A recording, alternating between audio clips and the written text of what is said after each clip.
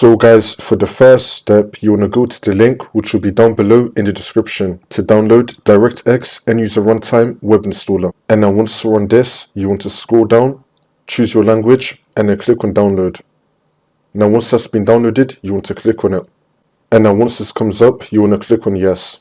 And now this will come up. You want to tick the box, I accept, and then click on next. We don't need the bin bar, so we can untick this, and then click on next again.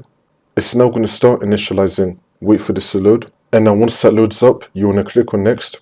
It's now going to start downloading components. Wait for this to load. It's now going to start installing components. Wait for this to load. And now once that's been done, you want to click on finish.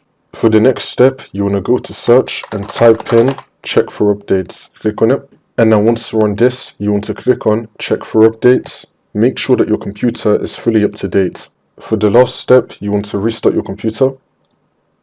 And then the problem should be fixed.